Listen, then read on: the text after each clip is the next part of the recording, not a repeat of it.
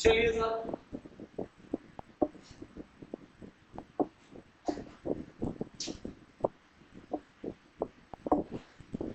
अब इस क्वेश्चन को देखते हैं। ये क्वेश्चन अच्छा क्वेश्चन है, इसको ट्राई करते हैं अपन लोग।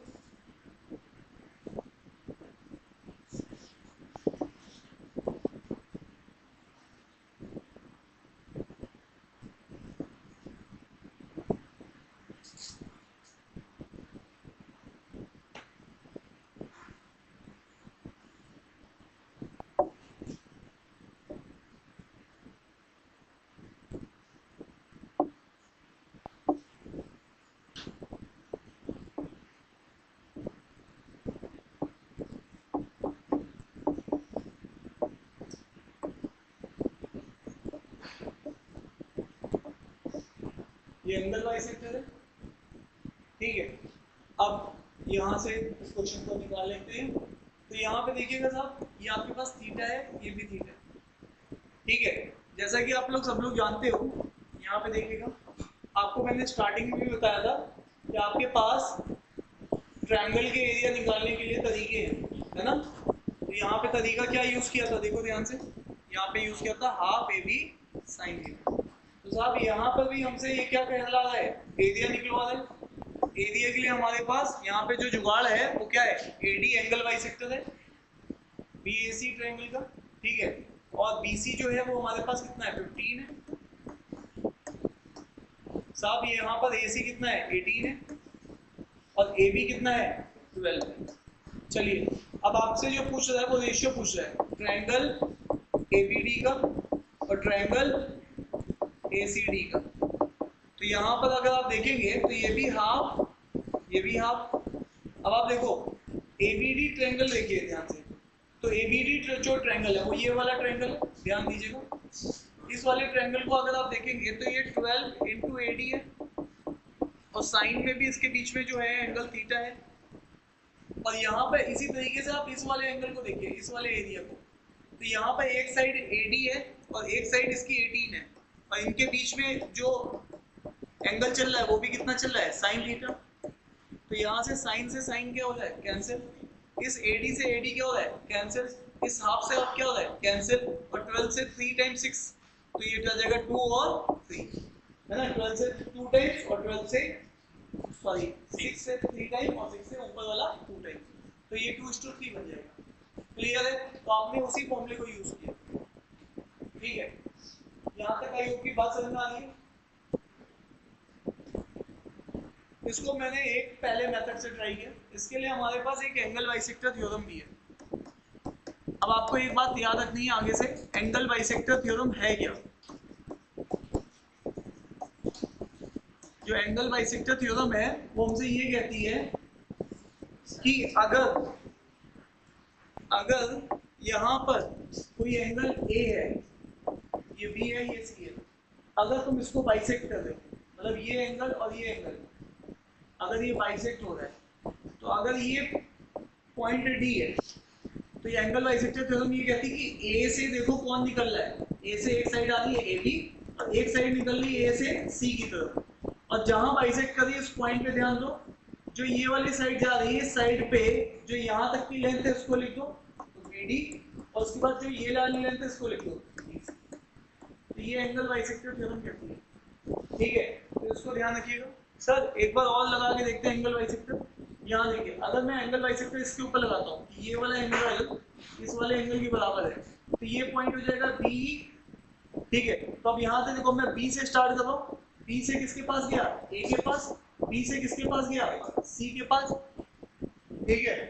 तो B के से मैं दो लोगों के पास गया, हाँ या ना, बोलो। अब यहाँ से अगर आप देखिएगा तो पहले मैं B से A के पास गया, तो A से E के पास जाऊंगा, और फिर E से C के पास जाऊंगा। समझ पा रहे ना एंगल बाइसेक्टर थ्योरम कैसे लगानी, क्योंकि बार बार यूज होती है एंगल बाइसेक्टर थ्योरम। डन है, हाँ। तो आई होप कि एंगल बाइसेक्टर थ्योरम क्लियर है। अब ये वाले ट्रायंगल से देखो, ट्रायंगल ABD और ट्रायंगल ACD। तुम जानते हो यहाँ पे जब भी मैं ट्रायंगल्स लिखता हूँ तो ट्रायंगल्स में हमेशा जो चीज होती है वो एक हाइट भी होती है। अगर मैं यहाँ से एक हाइट ले लेता h, तो वो दोनों के लिए सेम होती है, क्योंकि बेस तो दोनों का BC ही है ना। ठीक है, तो यहाँ से अगर मैं यहाँ से इस चीज को लिखूंगा तो हाफ ऑफ बेस, इस वाले ट्रायंगल का बेस जो होगा वो क्या होगा, BD। अब ये हो सकता है ये हाइट इस ट्रायंगल के अंदर आए, हो सकता है बाहर आए, लेकिन आएगी दोनों के लिए सेम ही। ठीक है, तो ये BD इंटू H। इसी तरीके से इस वाले ट्रायंगल के लिए लिखता तो यहाँ मैं क्या लिखता, half of DC into H, ये लिखता ना, बेस इंटू हाइट। अब आप जानते हो हाफ से हाफ ये क्या हो जाता है, कैंसिल, इससे ये क्या हो जाता है, कैंसिल। अब आपको इनफैक्ट BD और DC का रेशियो चाहिए, जो कि एंगल बाइसेक्टर तुम्हें बता चुका है। एंगल बाइसेक्टर पहले कहता है कि BD और DC का रेशियो तुम्हें चाहिए ना, वो एक्चुअल में किसके बराबर होगा, AB और AC के बराबर होगा, जो अगेन 12:18 है। तो यहाँ से भी आंसर कितना आएगा, 2:3। ठीक है, तो you can follow by the angle bisector theorem, you can also follow by the basic formula. Clear है, बढ़िया, सही। नहीं समझ में आई वाली बात, ये वाली, ठीक है। चले आगे, नेक्स्ट क्वेश्चन नंबर 3 पे चलते हैं, इसको देखते हैं।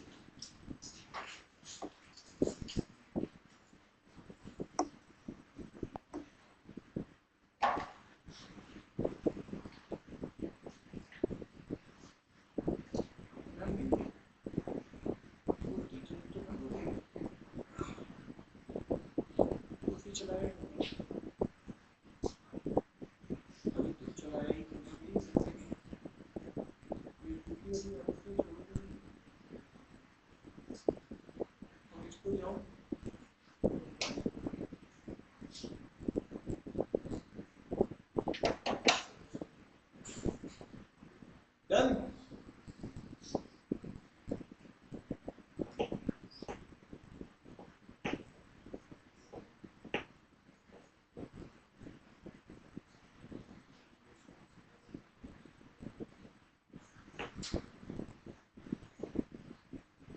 शुभांकर, एक कॉमन सेंस का क्वेश्चन पूछता हूँ। एक जनरेटर में डीजल जो होता है 10% के नीचे बंद हो जाता है, तुमने देखा वो 11% है, उसको चलाओगे या नहीं चलाओगे, बताओ, चलाओगे? लाइट नहीं आ रही है, हाँ, मतलब 1% में तुम्हारे लिए मुश्किल से 5 से 10 मिनट भी नहीं चलेगा, चलाओगे? अगर इंटरनल में मेरे काम से 5 मिनट है, 5 मिनट का नहीं है, हाँ तो नहीं चलाऊंगा, है ना, क्योंकि 5 मिनट में तो एसी के कंप्रेसर ही उठेंगे। ठीक है, तो आप समझो कितने परसेंट में नहीं चलता है, 10 मिनट कितना था, 2% में भी ये चांस देते हैं। देखो कितने जुझारू लोग हैं, बिल्कुल का तो आप इसमें क्या 8 मिनट की है, अगर जाएगी तो जाएगी।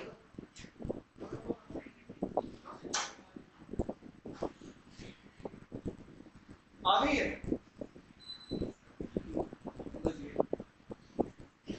कभी तो मैक्सिमम टाइम पे दे देता है।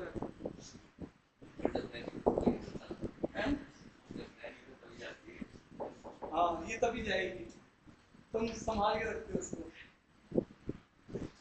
तुम्हारा दोस्त कहाँ है आजकल? अच्छा,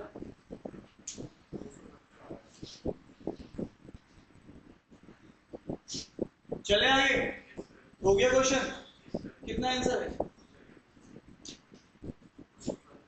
हाँ, सुन लेना, एक बात मैं आप लोगों को बताता हूँ जो कि तुम्हें आगे से पता भी होनी चाहिए, सुनना। तुम्हारे पास कभी भी ये, क्योंकि ज्योमेट्री की बेसिक है, अगर किसी को नहीं पता है तो मैं उसके लिए एक बार रिपीट कर रहा हूँ। ज्योमेट्री में ये चीज है कि आपके पास एक ट्रायंगल है, अगर D पैरेलल है किसके, AC के, तो उस वाले केस में तुम्हारे पास जो ट्रायंगल ADE है, छोटा वाला ट्रायंगल, वो सिमिलर होता है ट्रायंगल ABC, बड़े वाले ट्रायंगल के। सर सिमिलर कैसे होगा? देखो ये लाइन पैरेलल है ना, तो ये एंगल इसके बराबर होगा, ये एंगल इसके बराबर होगा, और ये इन दोनों के बीच में ये कॉमन एंगल है, सिमिलरिटी हो गई। अब दूसरी बात है, यहाँ पर तो छोटे वाले ट्रायंगल का क्या लोगे AD, और बड़े वाले ट्रायंगल का क्या लोगे AB। छोटे वाले ट्रायंगल का क्या लोगे AE, और पूरे बड़े वाले ट्रायंगल का क्या लोगे AC। और छोटे वाले ट्रायंगल का बेस क्या है DE, और बड़े वाले ट्रायंगल का क्या है BC। ये हमेशा बराबर होंगे, ठीक है। ये पहला प्रॉपर्टी है जो तुम्हें ध्यान रखनी है, ये बहुत ही फ्रीक्वेंट पूछे जाने वाली प्रॉपर्टी है। सेकेंड प्रॉपर्टी यहाँ पे ये है कि अगर तुम ट्रायंगल ADE लेते हो और ट्रायंगल ABC लेते हो तो कोई भी एक साइड उठा लो, जैसे मान लो तुमने AD बाई AB उठा लिया, तो जो भी इसका रेशियो बन रहा होगा AD बाई AB का, उसको तुम स्क्वायर कर दो, उसको तुम क्या करो स्क्वायर। तो ये एरिया के रेशियो के स्क्वायर के बराबर हो जाएगा, दोनों के एरिया का जो रेशियो होगा उसके बराबर हो जाएगा, ठीक है। तो अब यहाँ पर जब तुम इस क्वेश्चन, जब ये तुम्हें थ्योरी पता चल चुकी है तो तुम आ जाओ अपने पास। तुम्हारे पास जो ट्रायंगल दिया गया वो क्या दिया गया PQR, और पैरेलल खींचा गया है ST। तो यहाँ पर ये देखो ये S और ये क्या है T, ST पैरेलल है QR के, वही से कंडीशन लगने स्टार्ट हो गई है। अब तुम जानते हो यहाँ पर QS की वैल्यू जो है, QS की वैल्यू जो है वो 10 है, मतलब यहाँ से लेके यहाँ तक की इसकी जो वैल्यू है वो क्या है 10 है। और आगे अगर आप देखोगे PQ की वैल्यू जो है वो कितनी है 25 है। तो तुमने यहाँ पर तुमसे बहुत उम्मीदें थी, हक में बात नहीं की, बैड लक लगा देते सीधे 2-3 साल का। कोई बात नहीं, सही बात कहनी चाहिए, सही बात कहनी चाहिए। तो यहाँ पर ये कितना हो जाएगा 15, ये वाली चीज कितनी हो जाएगी 15, है ना। ये पूरी कितनी थी 10 PQ, और ये वाली SQ कितनी है 10, तो ये 15 आ जाएगा। अब यहाँ से अगर आप देखो तो तुम्हें एक आइडिया लग गया क्या, तुम जानते हो ये सिमिलर है, तो तुम जानते हो PS बाई PQ का रेशियो क्या हो जाएगा 15/25, तो ये रेशियो एक्चुअल में क्या आ जाएगा 3/5। और तुम जानते हो इसी रेशियो का जो स्क्वायर होता है वो एरिया के बराबर होता है, मतलब तुम बोल रहे हो कि PST का जो एरिया है और एरिया ऑफ ट्रायंगल PQR, इसका जो एरिया है इन दोनों के एरिया का स्क्वायर तो 9/25 के बराबर है। और तुम जब इनका सम देखो ध्यान से, अब उसने SQRT दे दिया, ये वाली चीज दे दी है, तो अब आप देखो बड़े वाले ट्रायंगल में से छोटा वाला ट्रायंगल माइनस कर दोगे तो यही चीज मिल जाएगी जो मैंने शेडेड किया है, ठीक है। तो इसका मतलब रेशियो में जो आपके पास वैल्यू है किसकी SQRT की वैल्यू है रेशियो में, वो चीज आ रही है 16 और वैल्यू में वो 480 है, तो 1 की वैल्यू 30 हो जाएगी। तो यहाँ से अगर आप बोलोगे जिसकी भी वैल्यू पूछोगे मैं बताने को तैयार हूँ। एरिया किसकी पूछी है PST, और PST कौन सा वाला है 9 का, तो 9 की वैल्यू हो जाएगी 270। स्टैंडर्ड क्वेश्चन है ये, आपको आना चाहिए, ठीक है साहब। वोल्टेज डाउन हो गया ना, ये चल रहा है इस एरिया में वोल्टेज अब कम हो गया। आम बात है ना वोल्टेज फ्लक्चुएशन, जाने। तो ये आपकी ज्योमेट्री की भी स्टैंडर्ड प्रॉब्लम है और ये मेंसुरेशन में भी आपको दिख रही है, तो ये आपको आनी चाहिए, ठीक है। क्लियर है, चले आगे। तो ये प्रॉपर्टी आपको आनी चाहिए। नेक्स्ट फोर्थ क्वेश्चन की तरफ चल रहे हैं। अब ये क्वेश्चन देखो ध्यान से, ये क्वेश्चन तुम्हें खुद से बनाना है, ठीक है। जैसा कि तुम लोग जानते हो किसी भी इक्विलैटरल ट्रायंगल में सबकी साइड क्या होती है इक्वल होती है। अगर इसकी साइड इक्वल है और इसकी साइड बढ़ा दी जा रही कितनी यूनिट से 4 यूनिट से, तो इसका मतलब है यहाँ पे जो एरिया है वो 2 है और ये जो एरिया है वो 1 है। यहाँ पर आप क्या बोलते हो 3/4 साइड का स्क्वायर, यहाँ पे आप क्या बोलोगे √3/4 साइड का स्क्वायर। इन दोनों का डिफरेंस आपको बता दिया है कि कितना इंक्रीज हो रहा है, इसका मतलब है A2 माइनस A1 की वैल्यू बता दी है। तो √3/4 ले लो कॉमन, यहाँ पे ये जो चीज बचेगी A+4 का स्क्वायर माइनस A का स्क्वायर। अब देखो ध्यान से, जब भी ऐसे केस बनेगा तो तुम इसको मानना A और इसको अंदर वाले को, जो अंदर वाला स्क्वायर के अंदर, इसको मानना B। तो ये a प्लस बी और a माइनस बी लगाओगे तुम्हारा भला जल्दी होगा। ठीक है, ठीक है। तो यहाँ पर लगाते हैं जरा a प्लस बी, तो a प्लस 4 अंदर है और प्लस a और इनटू a माइनस बी, तो a प्लस 4 ये a है, माइनस बी मतलब माइनस। तो यहाँ से आप देखिएगा इससे ये क्या हो जाएगा, कैंसिल आउट। तो ये 4 बच गया और इस 4 से ये वाला 4 क्या हो जाएगा, कैंसिल आउट। समझ पा रहे हो नहीं समझ पा रहे हो? और तुम्हारे पास अब क्या बचा है, 2a प्लस 4 इंटू रूट 3, और ये जो डिफरेंस है ये किसके बराबर है, 28 रूट 3। तो साहब ये से ये क्या हो जाएगा, कैंसिल आउट। तो अब यहाँ पे आपके पास जो बचा है वो बचा है 2a plus 4 is equal to 28। तो 2a is equal to 24, a comes out to be 12। तो उसने यही पूछा था साइड कितनी होगी, तो ये तुम आराम से इसको मैनेज कर पा रहे हो। क्लियर है, डन है क्या? तो चले जवानों आगे, बात समझ में आ रही है सबको, नहीं आ रही है? पीछे वालों, फरीदपुर एक्सप्रेस, बात आ रही है कुछ समझ में? कितने परसेंट, 15, 20, 25? हाँ 60% आ रही है। ठीक है, तुम्हें प्रिया चश्मे वाला भी तुम्हें बात कितनी आ रही है, कितने परसेंट? 100%। और इनका जो बगल में बैठे तुमने तो 10 वही छोड़ दी है, नहीं लाओगे कभी सामने, भूल भी जाते हो तुम्हारा ऐसे छोड़ के। उनका भी वही पीछे वालों का भी यही हाल है, वो भी ऐसे भूल जाता है।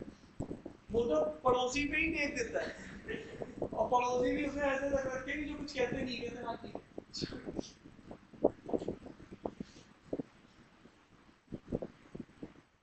चले आगे। अब ये देखो, इस क्वेश्चन को देखिएगा,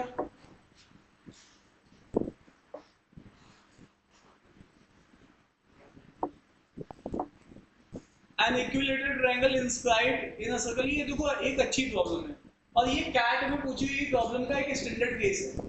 ठीक है, कैट में कई बार ये प्रॉब्लम जो पूछी गई है उसका एक स्टैंडर्ड केस है। इक्विलेटरल ट्रायंगल के अंदर सर्कल और उसके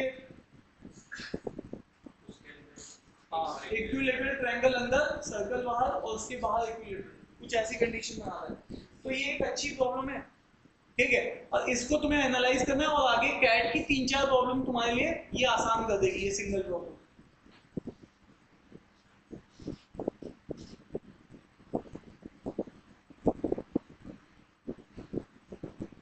तो शुभांकर तुमने चांस नहीं लोगे 1%।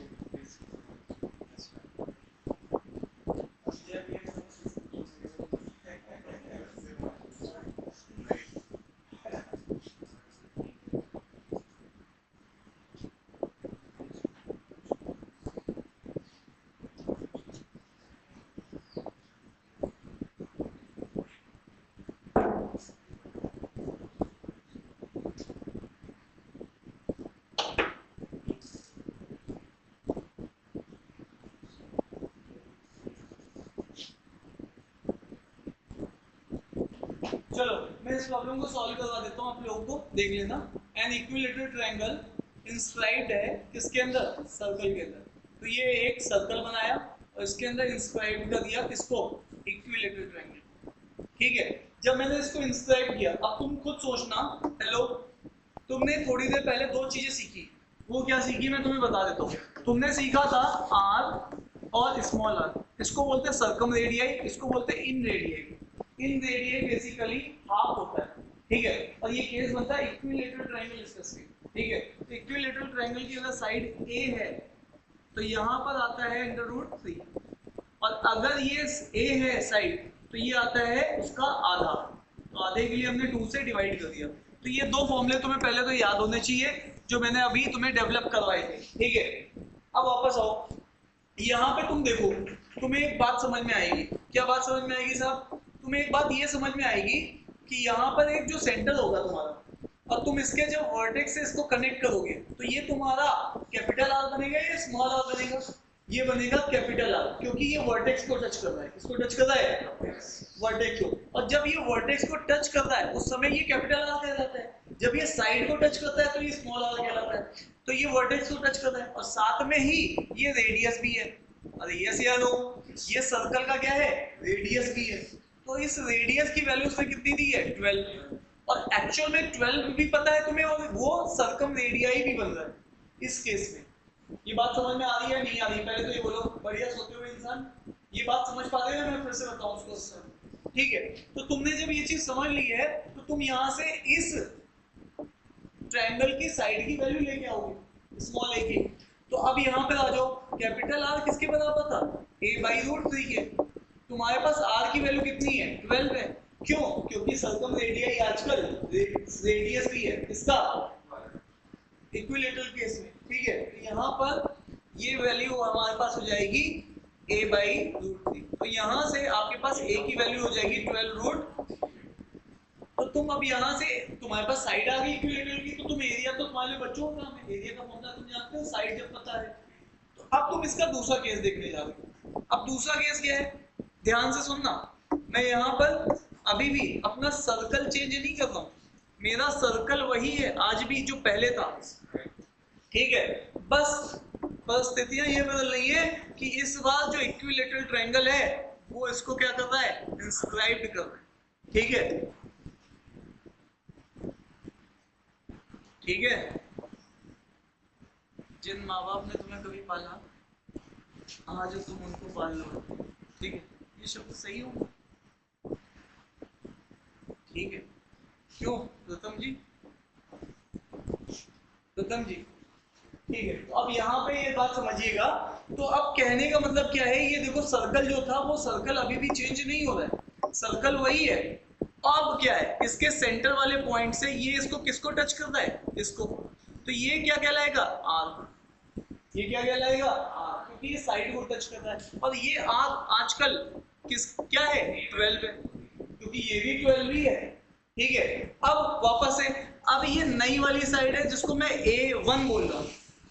ये बड़ा ट्रायंगल है तो इसकी साइड भी बड़ी होगी,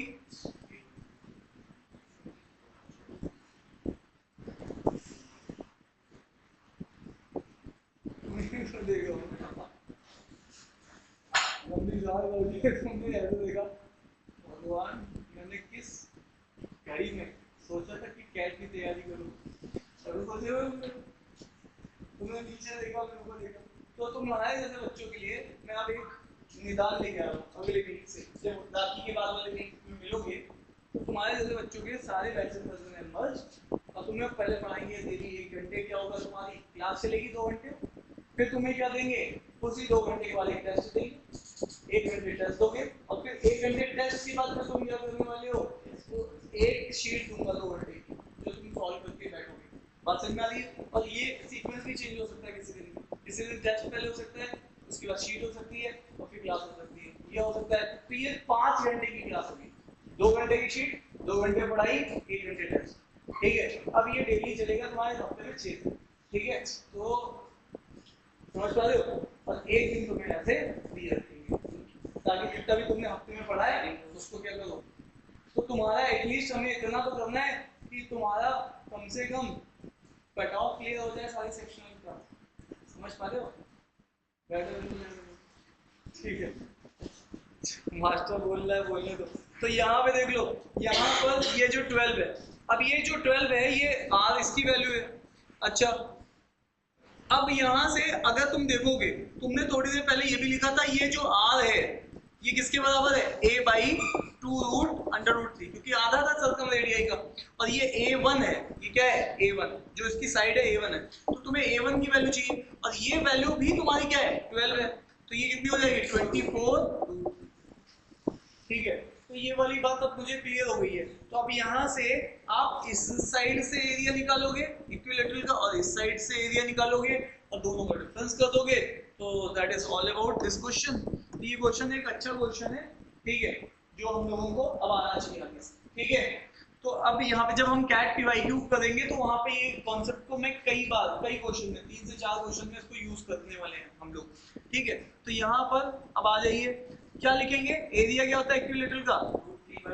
हाँ, √3/4, तो दोनों में कॉमन होगा, और a², तो यहाँ से जो a² आएगा 24 का स्क्वायर आएगा इंटू 3 आ जाएगा, और माइनस यहाँ से क्या आएगा? 12 का स्क्वायर इंटू 3। अब देखो यहाँ से 3 दोनों में कॉमन है, तो मैं 3 भी बाहर निकाल लेता हूँ, और 12 स्क्वायर भी दोनों में कॉमन है, वो भी बाहर निकाल लेता हूँ। तो यहाँ पे क्या बचेगा 2 का स्क्वायर और यहाँ पे क्या बचेगा 1। तो एक्चुअल में इनफैक्ट यहाँ पे बचा क्या 3, 12 इंटू 12 इंटू 3। तो यहाँ से इसको कैंसिल करूंगा 4 नहीं 3 टाइम्स। तो यहाँ पर अब इसको सॉल्व करना है हमें, जो भी सॉल्व करेंगे उसका अंडर रूट में 3 आएगा। ठीक है, क्या बात समझ में आ रही है कि नहीं आ रही है? तो यहाँ से देख लो ये कैलकुलेशन की है। तो सब आपने इसको कैसे लिखा भाई? मैंने इसको ये लिखा 12 का स्क्वायर इंटू 2 का स्क्वायर। अगर इनको ओपन भी करोगे तो ये कैसे आएगा 12 इंटू 2 का स्क्वायर। ठीक है ना? क्लियर है? तो देखो हम लोग कम से कम 10 टॉपिक ऐसे पकड़ेंगे हर एक एरिया से जिसके ऊपर हमें बिल्कुल मास्टरी कर लेनी है। 10 क्वेश्चन हमारे बन जाए। हर 10 ऐसे टॉपिक को हम लोग 10 दिन ऐसे पढ़ेंगे, 20 दिन कि हर टॉपिक को 2-2 दिन, कि हमारे 10 क्वेश्चन तो पक्के हो जाए जो कैट में आएंगे। ठीक है? और उसके लिए हम पूरा उसी दिन बैठ के सब उसके ऊपर पूरी जितनी भी शीट्स हैं, जितना भी वर्कआउट है सब करेंगे। हाँ, इस पर कितना आएगा 20। तो तुम ये तो नहीं कह रहे इंडायरेक्टली कि बाबा आगे चलो? तो ये बात तो समझ में आ गई सबको?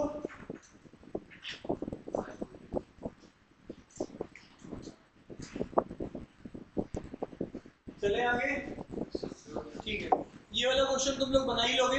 इस वाले क्वेश्चन में कुछ नहीं लगाना, ए बी साइन थीटा वाला फॉर्मूला ही लगाना है। कर लोगे ना इसको? तो यहाँ पे 12 है। अच्छा, पैरेललोग्राम है इसीलिए ए बी आ रहा है, हाफ नहीं आएगा। तो 12 24 और साइन 30 कितना होता है हाफ। ये 8 इंटू 24 कितना होगा 192।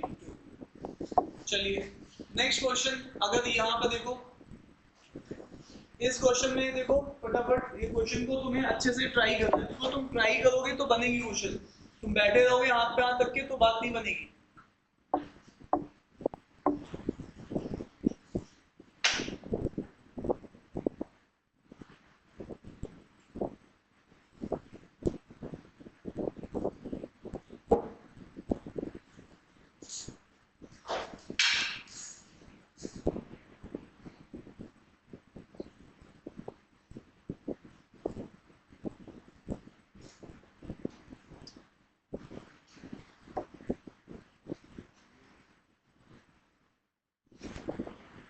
देखो रेक्टेंगल का पेरीमीटर क्या होता है, length plus breadth is equal to the perimeter of square that is 4 of a, है ना?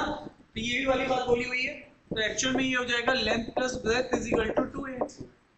यही बात दे रखी है, ये कंडीशन दे रखी है। और क्या बोला है, एक डायमेंशन रेक्टेंगल का।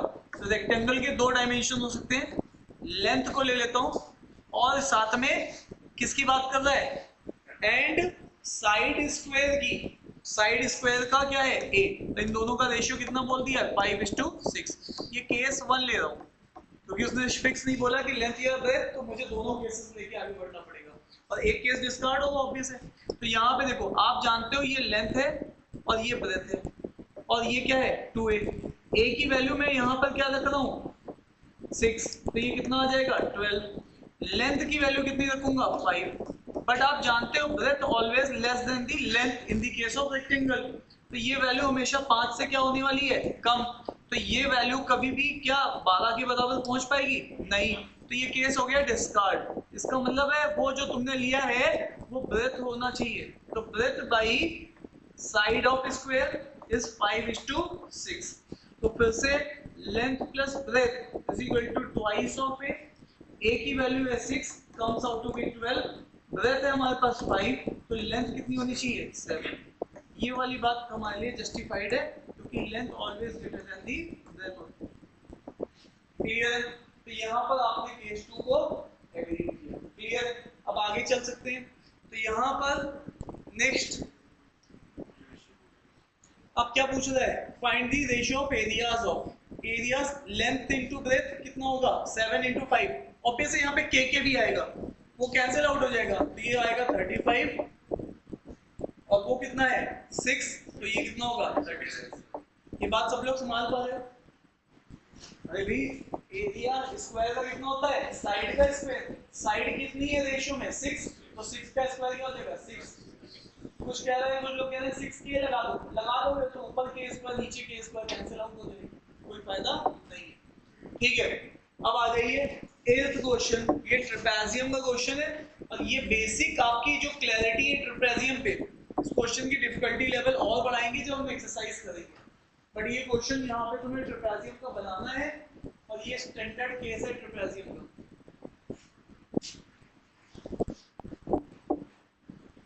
तो आपका ये रहा ट्रेपेजियम।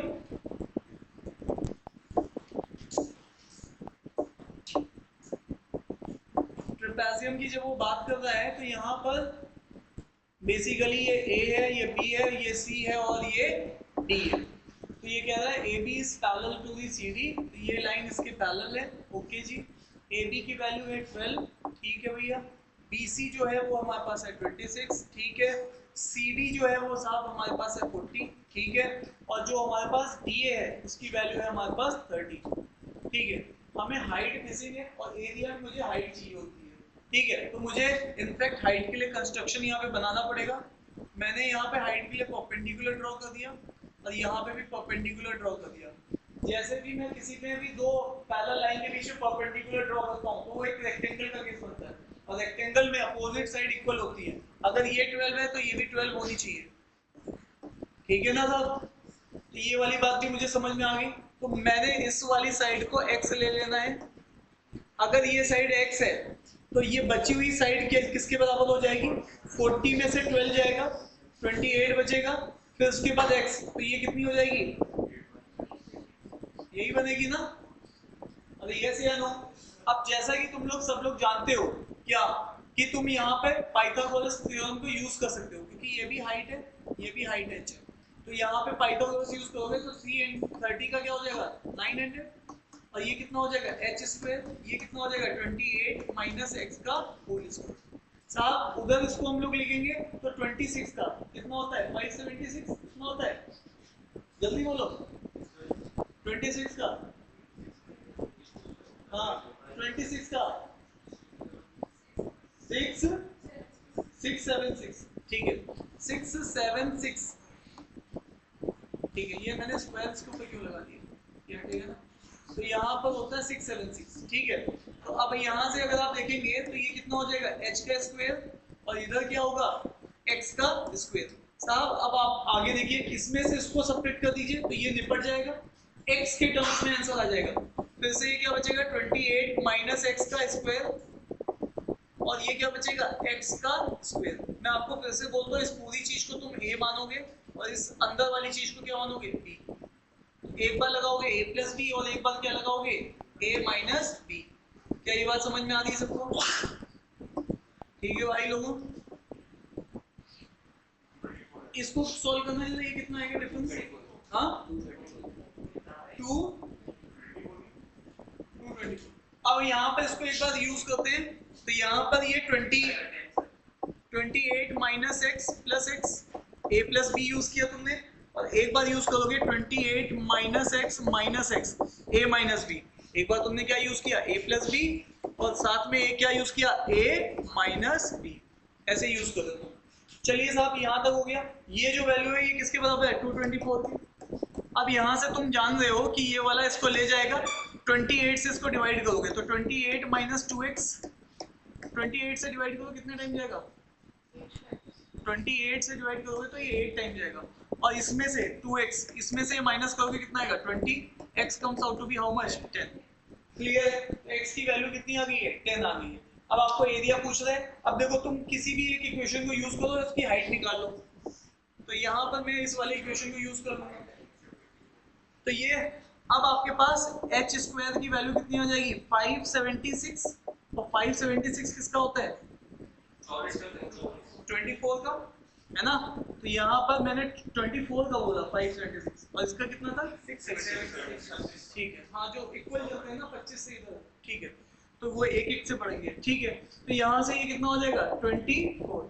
तो अब वापस से अब मेरे पास फाइनली आंसर लगाने के लिए मैं तैयार हूँ। Half of sum of parallel side, sum of parallel side 12 plus 20 कितना होने वाला है 12 प्लस 40 इनटू हाइट, हाइट कितनी है 24, तो ये हाफ, ये कितना है 52, ये कितना है 24, जरा इसको बताना कितनी आएगी 620। तो ये एक स्टैंडर्ड केस है ट्रेपेजियम में, तुम्हें पता होना चाहिए कि इस तरीके से एच निकलती है, एच को हम लोग फिर से एक बार पाइथागोरस लगा सकते हैं। तो ये एक स्टैंडर्ड केस तुम्हें ये याद होना चाहिए, पहले माइंड में होना चाहिए। ठीक है, चले आगे। चल भाई लोगों, चल सकते हैं, चल सकते हैं।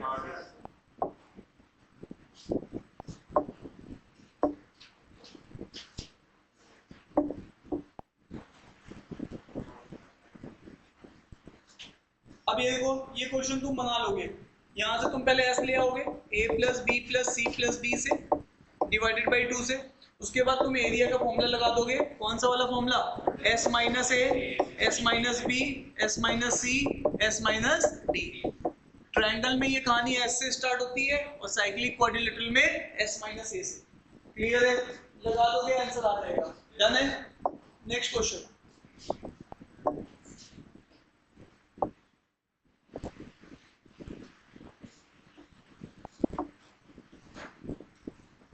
इसको देखिए,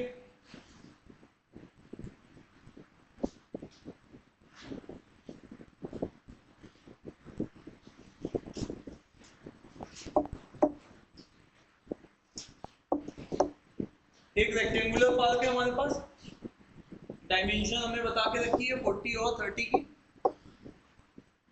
2 cross sectional criss cross walking, एक वॉकिंग कुछ ऐसे है क्रिस और एक वॉकिंग ऐसी है क्रॉस।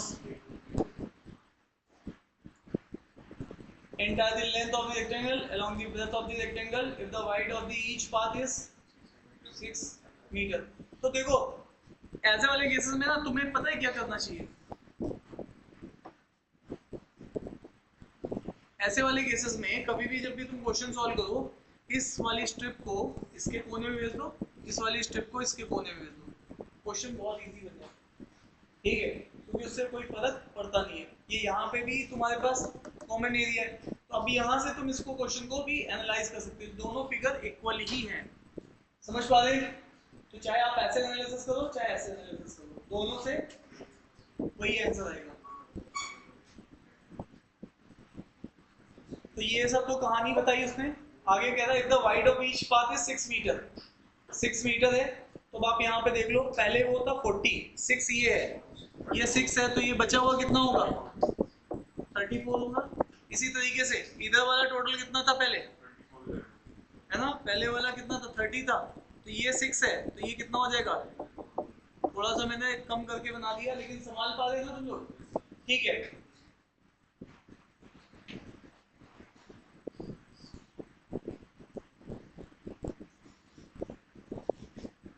हो गया।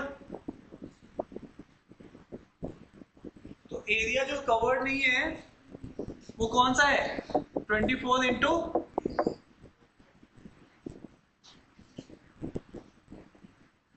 यही तो होगा ना, 24 इंटू 34। अरे हाँ ना तो बोलो भाई, तो इसका आंसर क्या आ जाएगा 24 इंटू 34। आप क्या करते हो, 4 इंटू 4 कितना होता है 16 का 1, 4 इंटू 2 कितना 8, 8 और 12, हाँ तो यहाँ पे कितना हो जाएगा 20, 21, 2, अभी कितना हो जाएगा 6, 8, है ना। ये तो मास्टर साहब हमने तो जल्दी कर लिया, अब तो तुम्हारे दोस्त से थे, तुम बताओगे, तुमने बताया ही नहीं तो मुझे खुद ही करना पड़ा। ठीक है, यहाँ पर इसका आंसर हो गया 816। क्लियर है?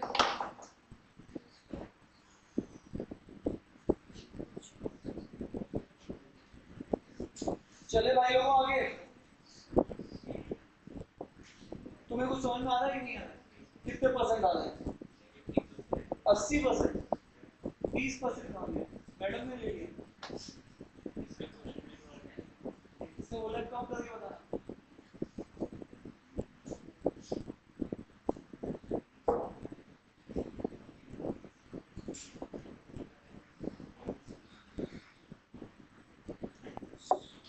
क्वेश्चन को ट्राई करते हैं अपन लोग।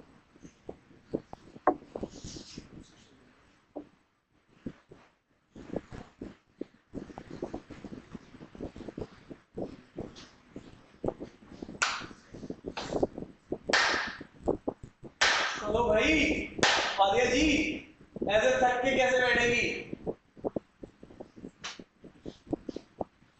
क्या आप थका थका फील करती है? क्या आपको लगता है बसों में नींद छाई हुई है? तो आप कुछ, हाँ भाई लीजिए मधुपुर एक्सप्रेस जल्दी से करो। हाँ सर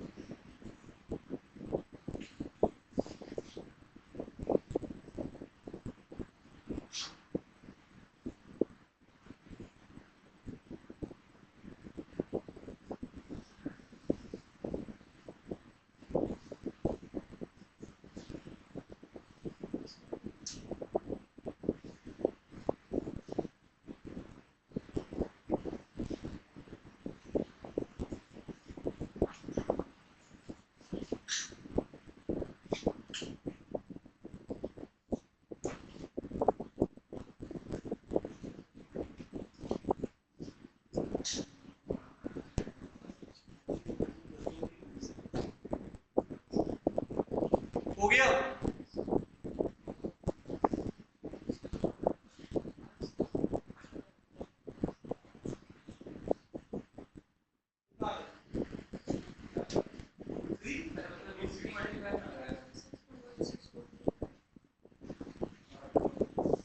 देखिए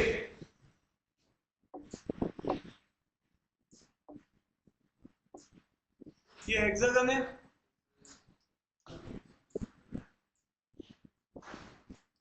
find the area of regular hexagon in which perpendicular drawn from the center to any side is 12 cm long। अब आप जानते हो, हेलो, हेक्सागन जो होता है रेगुलर वाला, उसके अंदर सब इक्विलेटरल ट्रायंगल बनते हैं, और उसमें अगर हम परपेंडिकुलर ड्रॉ करेंगे तो वो हाइट दे देगा, है ना। परपेंडिकुलर जब ड्रॉ कर रही है, मैंने कंस्ट्रक्शन में तुम्हें ऑलरेडी बता रखा है, ऐसा नहीं है कि तुमने पहली बार सुन रहे हो, मैंने तुम्हें बताया हुआ है, ठीक है।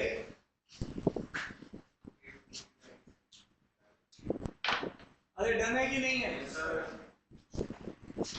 तो बस सब कुछ तो मैंने तुम्हें बता ही रखा है।